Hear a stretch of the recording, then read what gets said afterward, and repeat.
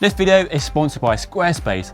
Hello and welcome to Just Ride Bikes. David here with a roundup of 6 spectacular and very interesting new bikes, some of which are available in 2022 and some which definitely aren't. So coming up in this video, we have a bike from the future, a bike from the past, a one-bike bike, a pro race bike, and another look at Cannondale's brand new Synapse and a closer look at the smart sense technology on that bike. You can skip ahead to any bike you're interested in by using the time code at the bottom there, or you can sit back and enjoy the entire video.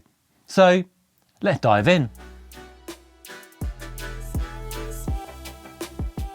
Arguably the most futuristic and radical bike available right now with a UCI approved sticker is Hope's outlandish track bike, which as you can see is now available in a road going time trial version. So the new bike shares the same frame design as that track bike developed for Team GB and launched about 2 years ago, with the massive outboard rear stays and fork blades designed to minimize drag by placing them in line with the rider's whirling legs.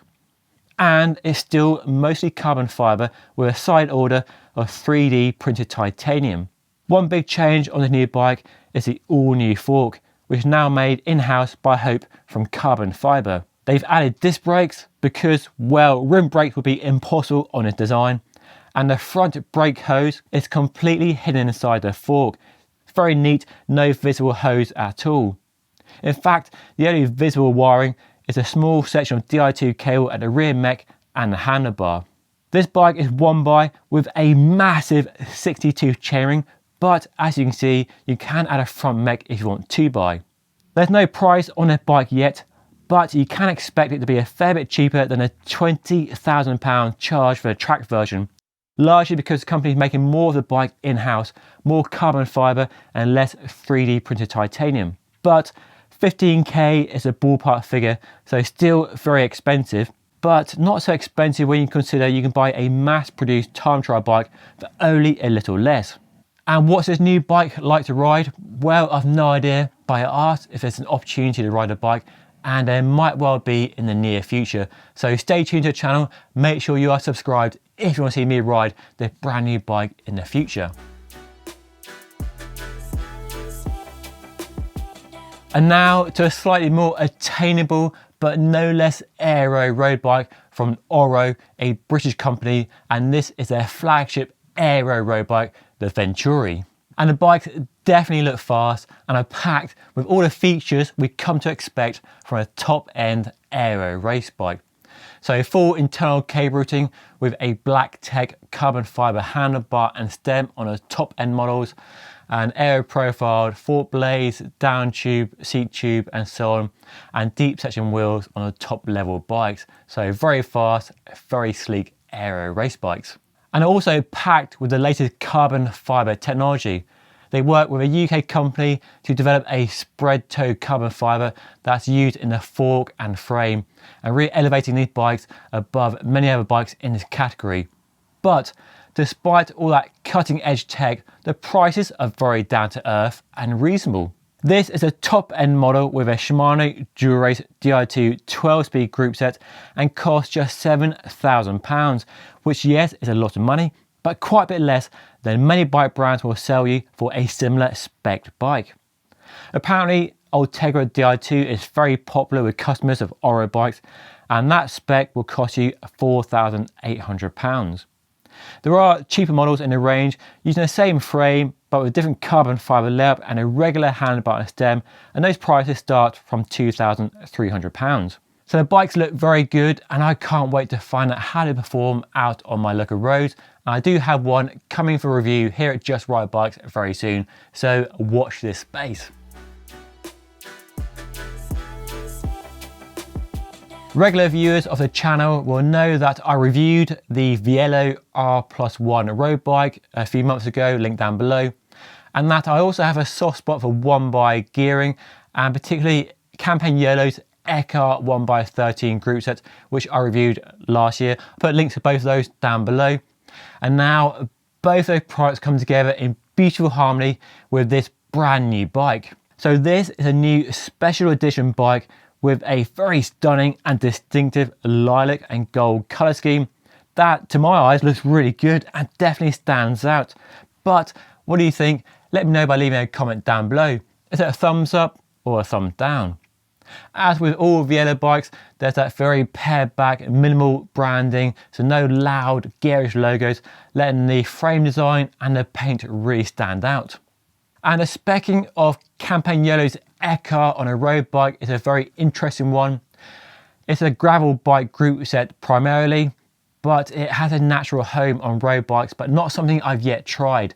So hopefully I get the chance to try Ekar on a road bike, whether this bike or another bike in the near future, to see whether 1x13 is the solution to one bike on the road and minimises some of the compromises that are inherent by reducing your chainring from 2 to 1 on a road bike. So definitely something I want to find out.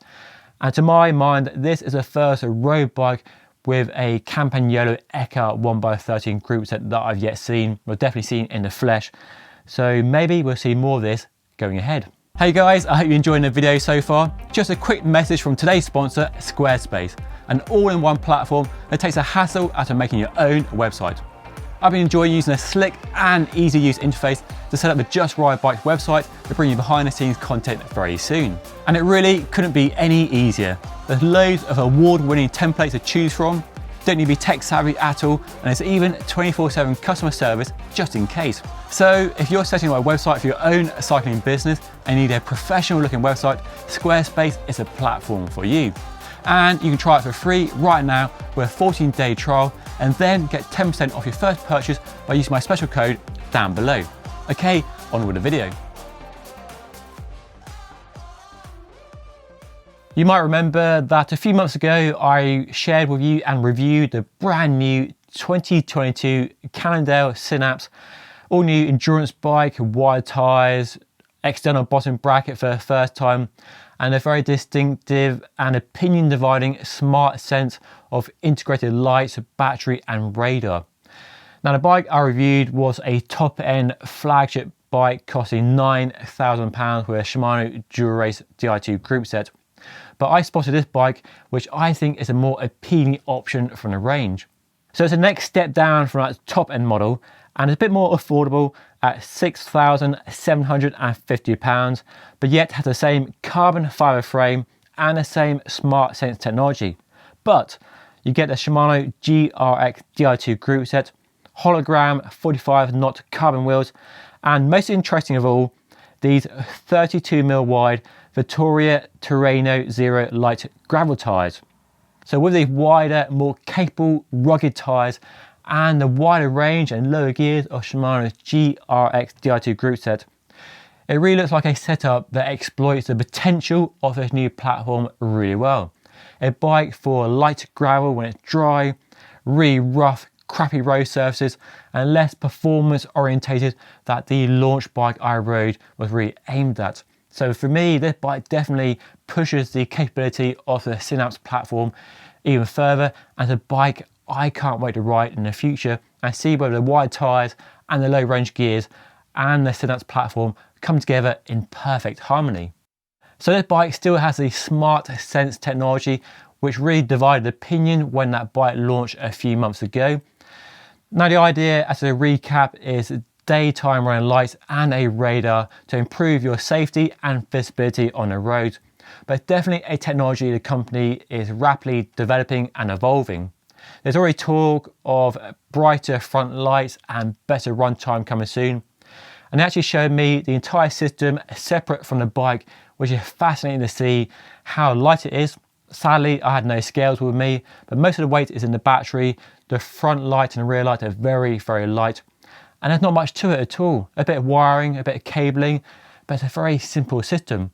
And it shows the potential to customize the system on the bike, maybe remove the front light, replace it with a bigger separate light, have an option to customize it the way you want it. So I don't think we've seen the last of smart sense.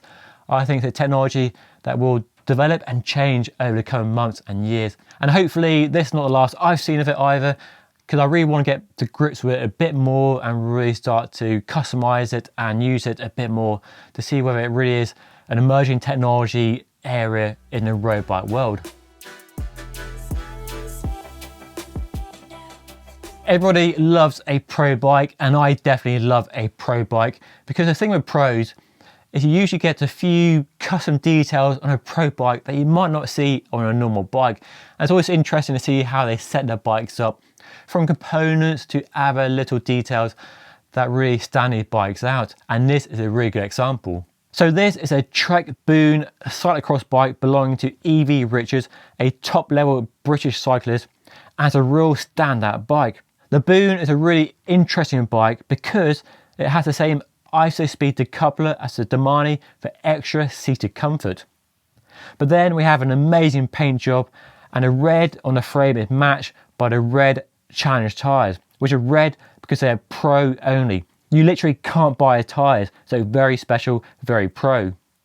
The bike here is spec'd with a SRAM red 1x axis group set with a 1033 cassette and a 38 tooth chainring and a power meter up front. The Crank Brother egg beater pedals aren't the most common sight, but great for mud clearance, and these definitely have plenty of use, as you can see.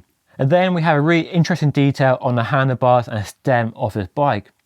So we have a Bontrager carbon ISO core handlebar, but it's the out front mount which is attached to the stem but reversed, so it's over the stem and not out front like it normally is. That really stood out.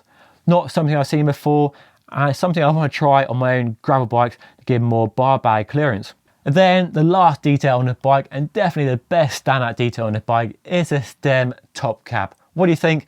Let me know down below.